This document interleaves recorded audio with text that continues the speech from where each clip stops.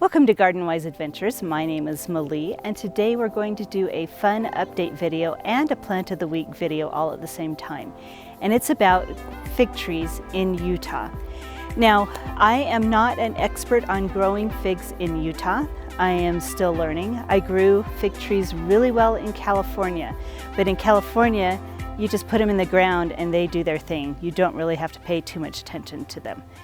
But I love fig trees, and it's been 13 years since I've grown one and decided to plant one here. Now, I have been learning from a Facebook group I started called Utah Rare Fruit Growers, and there seems to be quite a few people who've been able to successfully grow fig trees in Utah. And I have to tell you, and I'm going to put a picture up here because I didn't videotape it, I didn't take the time because I was so excited, but I had a ripe fig, my first ripe fig that I ate. But now I have fig number 2, and I'm going to go show you that fig. Now here I am with my little fig tree. It's its first year. I am in Utah in zone, now if you look at the zone maps, I'm in zone 7A, which would mean this fig tree would just thrive and survive and be fine because it's a zone 6 fig. But when I plant for reality, we're really only about a zone 5B.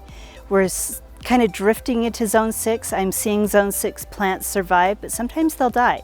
If we get an early freeze or a late freeze, then it's just too much for them to handle. So this is a zone 6 fig up against the south side of my house, kind of in the corner between the walls, where it can get some good warmth.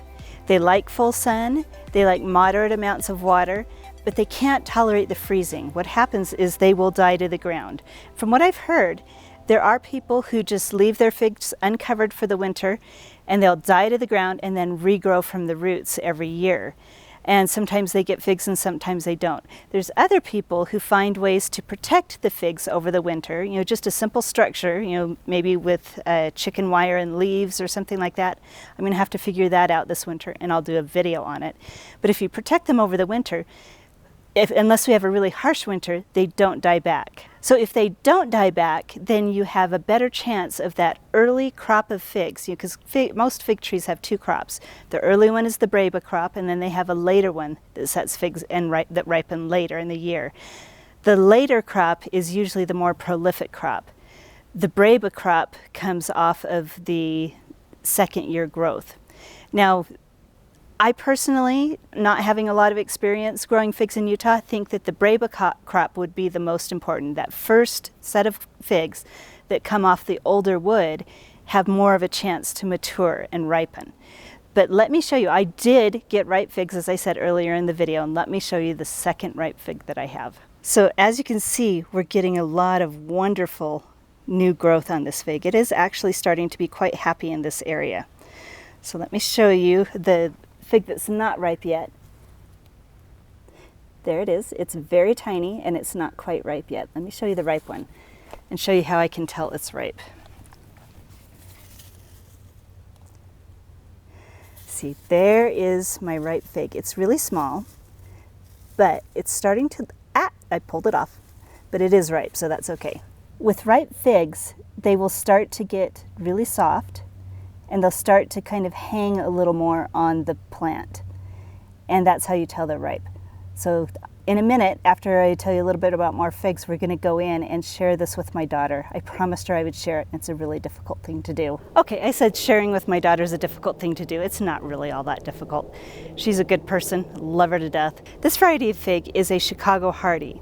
There's a lot of different varieties. The ones that I grew in California, I think were Genoa.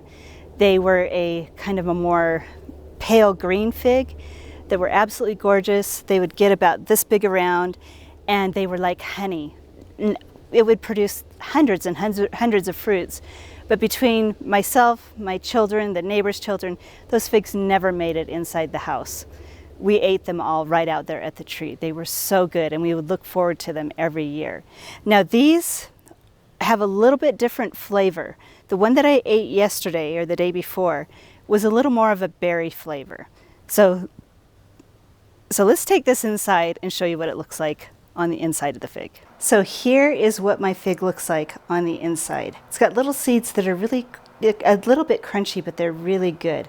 So let's take a taste of this and see how it is. Okay, so here we are with the fig. Like I said, half of it is going to my daughter. That half will go to my daughter. This half will go to me. Oh my word. This is so good. Unfortunately, I did tell my daughter that I was picking this and I would share it with her. Otherwise, I would just not keep. Yeah, if I was a different kind of person, I wouldn't keep my word and I'd eat the other half. It has a definite fig taste, but it has more of a berry flavor than a honey flavor, like my other fig. So if you live in the state of Utah, I challenge you to try figs. Go onto my Facebook page, Utah Rare Fruit Growers, and see, if there's different people in your area who've been growing figs and what they've done to grow them. And I'd say it's definitely worth a chance. So if you enjoy my videos, please like and subscribe, and have a wonderful garden adventure.